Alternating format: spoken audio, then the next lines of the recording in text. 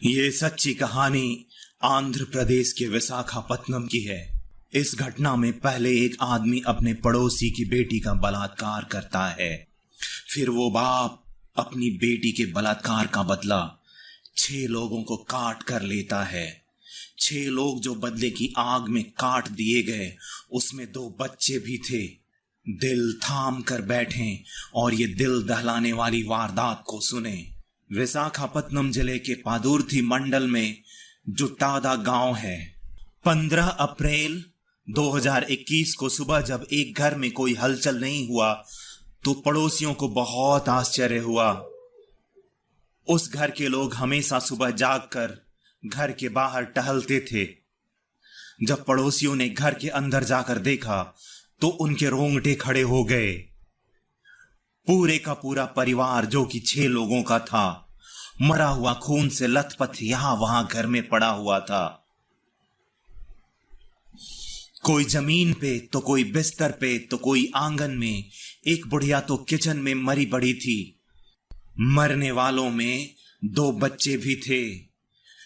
एक तो 6 महीने की बच्ची थी जिसे तेज धार के हथियार से काट दिया गया था। इस खौफनाक मंजर को देखकर पड़ोसी इधर उधर भागने लगे। थोड़ी देर में लोगों ने पुलिस को बुला लिया। पुलिस भी इस मंजर को देखकर घबरा गई, लेकिन पुलिस को तो अपना काम करना ही था। जल्दी से पुलिस ने फोरेंसिक वाले और डॉग स्क्वाड को सूचना दे दिया। पुलिस अपना काम कर ही रही थी, तभी 55 साल का एक संजय नाम का आदमी थाने जाता है और कहता है कि ये वारदात मैंने किया है। साथ में वो बलकटी भी ले गया था जिससे उसने उस पूरे परिवार को काट कर यहां वहां बिखेर दिया था। पुलिस अब उससे पूछती है कि तुमने ऐसा क्यों किया।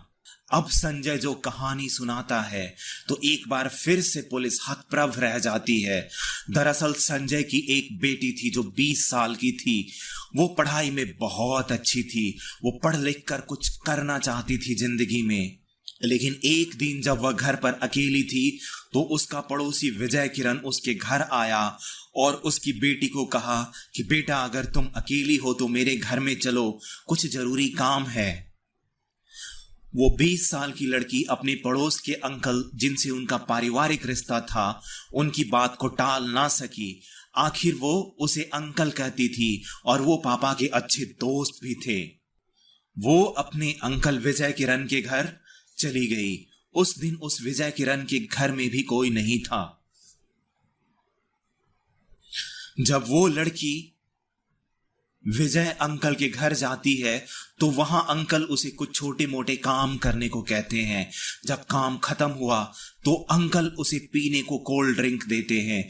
वो लड़की कोल्ड ड्रिंक पी लेती है और बेहोश हो जाती है।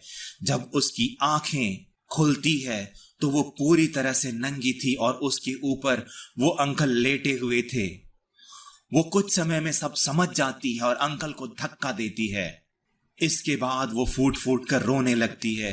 वो पूछती है कि आप तो मेरे चाचा हैं, आपने मेरे साथ ऐसा क्यों किया।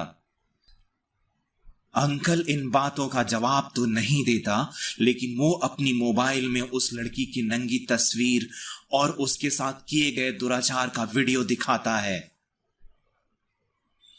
वो लड़की ये देखकर और भी डर जाती है और कहती है कि आप सब डिलीट कर दो, मैं कभी किसी को नहीं बताऊंगी। वो फोटो और वीडियो अंकल डिलीट नहीं करता, लेकिन वो उसको घर जाने देता है।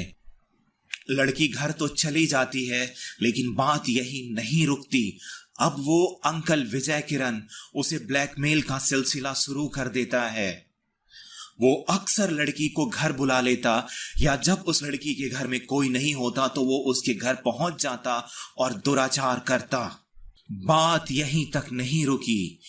ये बात अंकल अपने दोस्त को भी बताता है। अब एक और आदमी उस लड़की से दुराचार करने में लग जाता है और ये बलात्कार का सिलसिला चलता रहता है।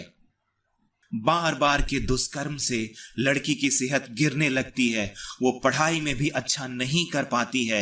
ये सब उनका पिता देख रहा था और एक दिन वो पूछ बैठता है कि बेटा बताओ, आखिर क्यों तुम्हारी सेहत गिरती जा रही है? तुम पढ़ाई में अच्छा क्यों नहीं कर रही? तुम्हारे टीचर मिले थे, वो तुम्हारे बारे में कह रहे थे कि अब ये पहले वाली वो तेज तरार छात्रा नहीं रही, अब इसका पढ़ाई लिखाई में मन नहीं करता।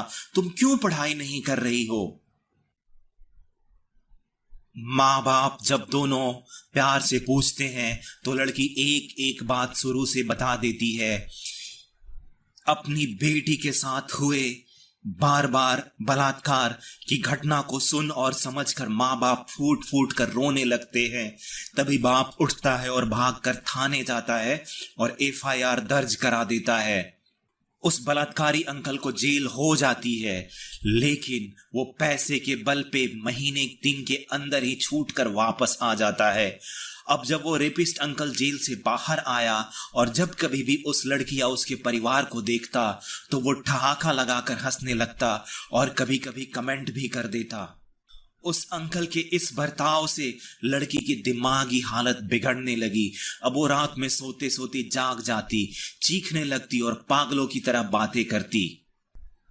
माँ बाप को उसने ये बताया कि वो अंकल उसके सपने में आता है और अभी भी दुराचार करता है। शायद वो इतना लंबा दुराचार और उसके बाद उस अंकल का बहुत ही जल्दी जेल से छूट जाना बर्दाश्त नहीं कर पाई। उस दिन रात में भी यही हुआ था और वो बाप इसको बर्दाश्त नहीं कर पाया। वो अपने घर में रखा हुआ बलकट्टा उठाया और कसम लेता है कि जो उसकी बेटी के साथ हुआ है वो उसका बदला लेगा। हाथ में वो बलकटी लेकर रेपिस्ट अंकल के घर जाता है और दरवाजा नॉक करता है।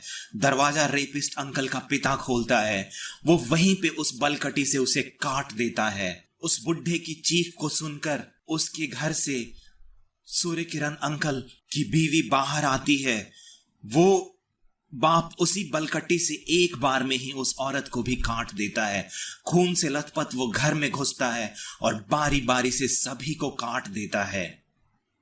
पूरे परिवार को काटने के बाद जब वो वापस जा रहा था तो दरवाजे पे गिरी हुई बलात्कारी सूर्य किरण अंकल के पिता की लाश को घसीट कर वो घर के अंदर कर देता है और वो बाहर से दरवाजा सटाकर अपने घर चला जाता है। जब ये बात अगली सुबह सबको मालूम हुआ, टीवी पर आया, तो लोग सहम गए। लोगों ने पुलिस पे भी प्रश्न किया और न्यायपालिका पे भी सवाल किए। लोगों का ये कहना था कि अगर पुलिस ठीक से अपना काम करती और वो बलात्कारी अंकल इतनी जल्दी जेल से छूटकर बाहर नहीं आता तो शायद ये जघन्य वारदात नहीं होती। अधिकांश लोग यही कह रहे थे कि जिस बाप ने ऐसा किया वो शायद गलत नहीं है। गलत तो ये है कि किसी 20 साल की लड़की को उसके पड़ोसी अंकल घर से बहला फुसला कर ले जाते हैं और कुछ खिलाकर उसे बेहोश कर उसका बार बार बलात्कार करते हैं। तो दोस्तों, इस घटना में हमने देखा कि कैसे पुलिस, कोर्ट और समाज ने एक मेधावी लड़की को मानसिक रोगी और एक बाप को दुर्दांत हत्यारा बना दिया। नीचे जरूर कमेंट करें इस घटना से क्या सीख मिलती है। ऐसी ही कहानियों को सुनने के लिए सब्सक्राइब करें, लाइक करें और कमेंट करें। धन्यवाद। मैं फिर मिलूंगा आपसे एक ऐसी घटना के साथ जो हमें कुछ सिखा जाती है।